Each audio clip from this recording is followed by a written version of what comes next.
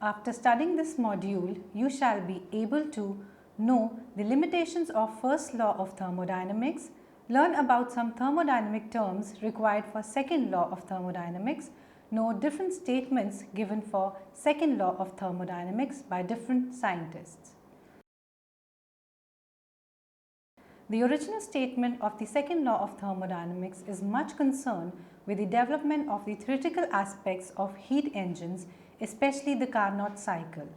The second law of thermodynamics states that processes occur in a definite direction, while the first law does not focus on the direction of the processes. That is, the direction of a particular spontaneous transformation can be ascertained with the help of the second law of thermodynamics. The process which satisfies the first law does not mean that it will definitely going to occur.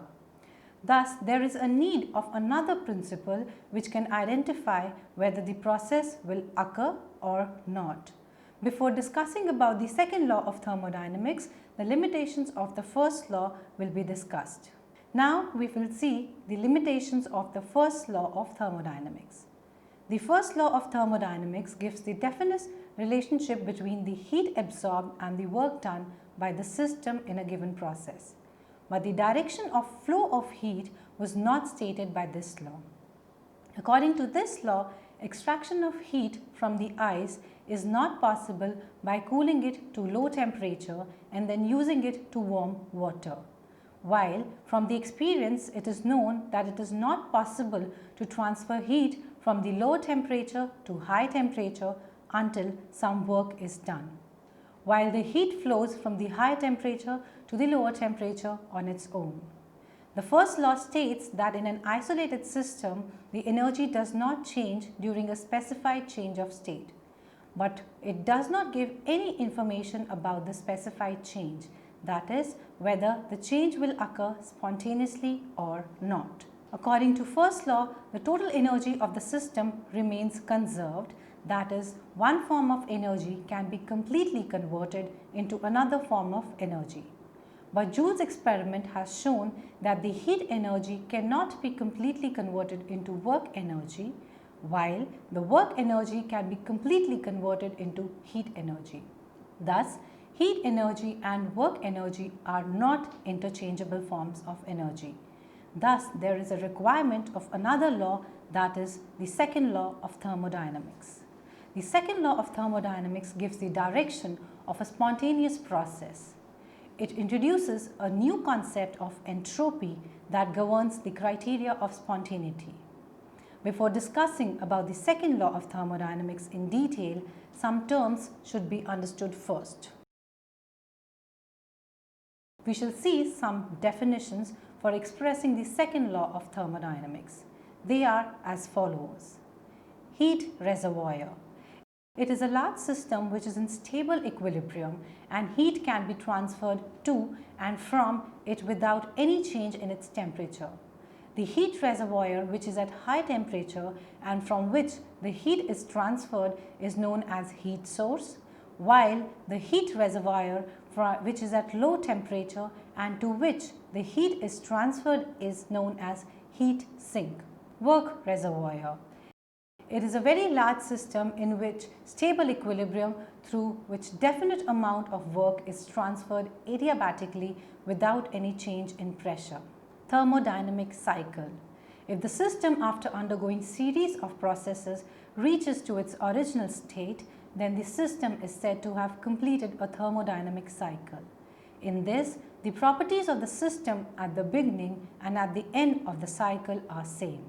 Thus, Pf is equals to Pi, that is, pressure of the system at initial or beginning stage and at final or the end stage is the same.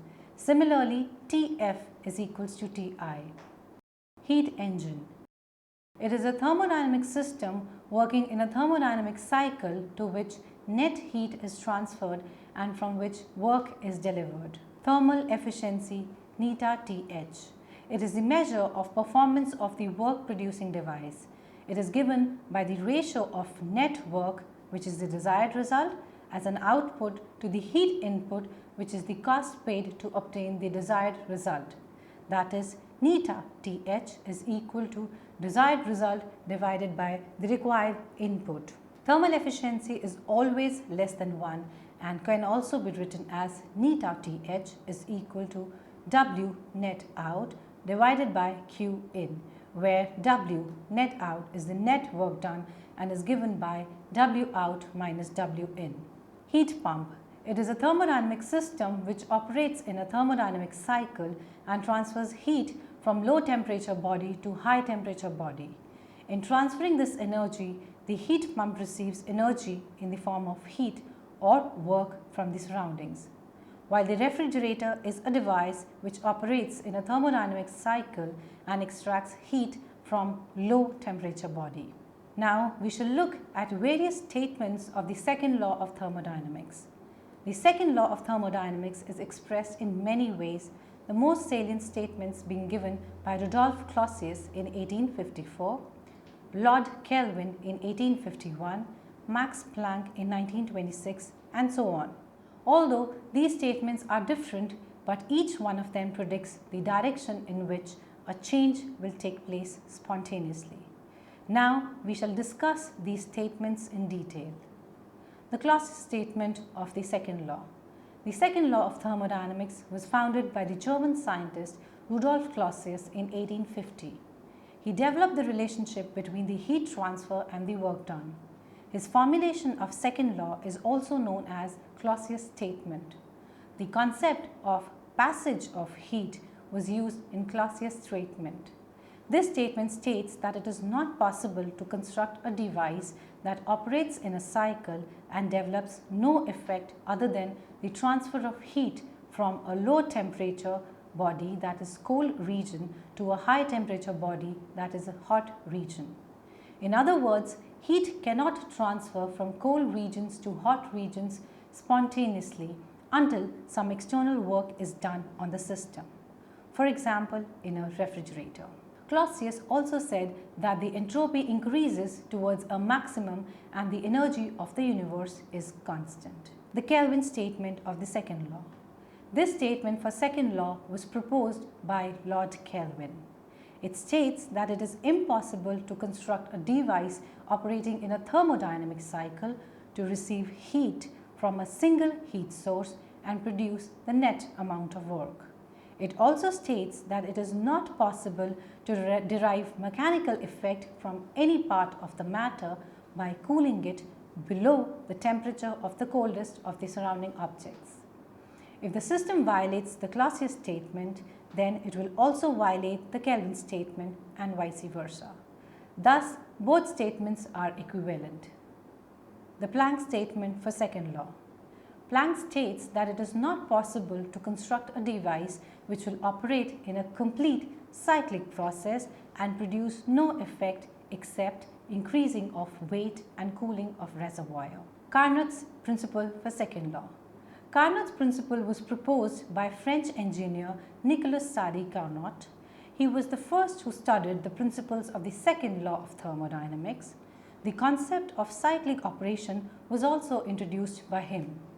Carnot's principles refers to a cycle of Carnot engine which is working in a quasi-static mode so that the transfer of heat and work takes place between the subsystems which are always in thermodynamic equilibrium. The efficiency of reversible Carnot cycle depends on the temperatures of the two reservoirs and is the same whatever be the working substance. The Carnot cycle consists of 4 reversible processes, that is 2 isothermal and 2 adiabatic, and will be discussed in detail in the next module. Now we shall look at a numerical. Calculate the cycle thermal efficiency and the amount of heat released by the cycle to the surroundings if the steam power plant produces 50 megawatt of net work while burning fuel to produce 150 megawatt of heat energy at the high temperature. The solution is as follows. The thermal efficiency is given by neta Th is equal to W net out divided by Q in. Substituting in the above expression, we get neta Th equals to 50 megawatts divided by 150 megawatts, which is equal to 333 or 33.3%. W net output will be equals to QH minus QL, or QL will be equal to QH minus W net out, which is equal to 150 megawatt minus 50 megawatt, that comes out to be 100 megawatt. Thus, thermal efficiency is 33.3% and 100 megawatts of amount is released to the surroundings. Now, we shall summarize what we have learned in this module. The first law of thermodynamics does not give any information about the direction of flow of heat. That is why there was a need of the second law of thermodynamics to give such information. If the system, after undergoing series of processes, reaches to its original state, then the system is said to have completed a thermodynamic cycle. In this, the properties of the system at the beginning and at the end of the cycle are same. Thermal efficiency. This is always less than 1 and can also be written as neta Th is equals to W net out divided by Qin. Clausius statement for second law states that the heat cannot transfer from cold regions to hot regions spontaneously until some external work is done on the system.